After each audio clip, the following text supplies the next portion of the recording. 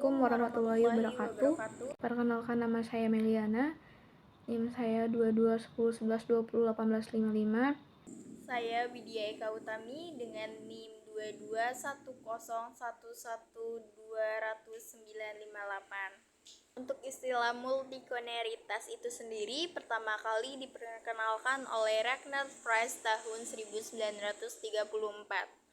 Menurut Price, suatu model regresi dikatakan terkena multikolenialitas bila terjadi hubungan linear yang sempurna atau pasti di antara beberapa atau semua variabel bebas dari suatu model regresi. Artinya, bahwa masalah multikolenialitas tidak akan terjadi dalam model regresi yang berbentuk fungsinya berbentuk non-linear, tetapi masalah multikolenialitas akan muncul dalam model regresi yang berbentuk fungsinya berbentuk linear di antara variabel-variabel bebas. Multikolenialitas atau kolinearitas ganda pertama kali dikemukakan oleh Ragnar Price dalam bukunya yang berjudul Statistical Convergence Analysis by Means Complete Regression System pada tahun 1934. Pengertian multikolenialitas menurut beberapa ahli. Menurut Gujarati tahun 2003, multikolenialitas adalah adanya hubungan linear yang sempurna di antara beberapa atau semua variabel bebas dalam model regresi. Sedangkan menurut Ghazali, uji multikolenialitas bertujuan untuk menguji apakah pada model regresi ditemukan adanya korelasi antara variabel bebas atau independen. Sedangkan menurut Singgah Santoso tahun 2015, jika terbukti ada multikolenialitas, sebaiknya salah satu dari variabel independen yang ada dikeluarkan dari model. Lalu, pembuatan model regresi diulang kembali.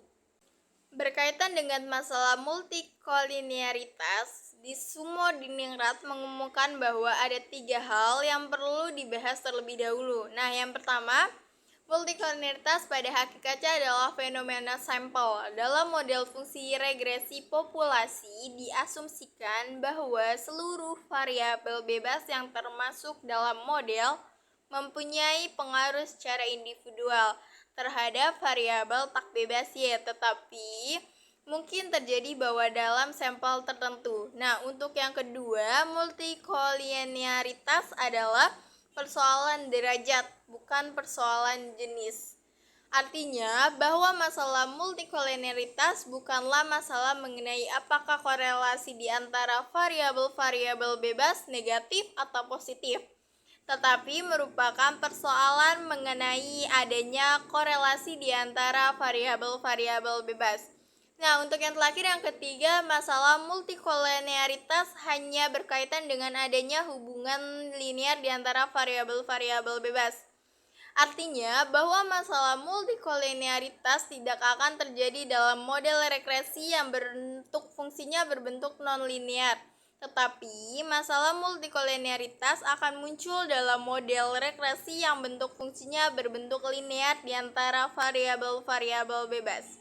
Uji multikolenialitas dapat dilakukan dengan uji regresi dengan nilai patokan VAF atau Variance Inflation Factor dan nilai toleransi. Rumus VAF dari Singgih Santoso 2015 sebagai berikut. Yang itu rumusnya itu adalah VIF sama dengan 1 dibagi 1 dikurang R1 kuadrat. Untuk mendeteksi tabel tersebut, pedomannya adalah sebagai berikut. Yang pertama, jika nilai toleransi lebih dari 0,010 dan nilai VF kurang dari 10, maka dapat disimpulkan bahwa tidak ada multikolenialitas antar variabel independen dalam model regresi. Yang kedua, jika nilai toleransi kurang dari 0,10 dan nilai VF lebih dari 10, maka dapat disimpulkan bahwa ada multikolenialitas antar variabel independen adalah model regresi. Selanjutnya ada dampak multikolenialitas. Ya, menurut Montgomery 2006, multikolenialitas dapat mengakibatkan koefisien regresi yang dihasilkan oleh analisis regresi berganda menjadi sangat lemah dan tidak dapat memberikan hasil analisis yang mewakili sifat atau pengaruh dari variabel bebas yang bersangkutan. Dalam banyak hal, masalah multikoloritas dapat menyebabkan uji T menjadi tidak signifikan, padahal jika masing-masing variabel bebas diregresikan secara terpisah dengan variabel tak bebas atau simple regression. Selanjutnya, cara mengatasi multikoloritas. Masalah multikoloritas dapat dihilangkan dengan menempuh beberapa cara atau Montgomery tahun 2006 diantara sebagai berikut. Yang pertama, menambahkan data yang baru. Penambahan sampel baru dapat digunakan untuk mengatasi multikoloritas. Oleh karena adanya koloritas merupakan gambaran sampel, ada kemungkinan bahwa untuk sampel lainnya yang mencakup variabel-variabel yang sama, persoalan multikoloritas mungkin tidak seserius seperti sampel sebelumnya. Yang kedua itu menghilangkan satu atau beberapa variabel bebas. Pada permasalahan multikoloritas yang serius, salah satu hal yang mudah untuk dilakukan ialah mengeluarkan salah satu variabel yang berkorelasi tinggi dengan variabel lainnya.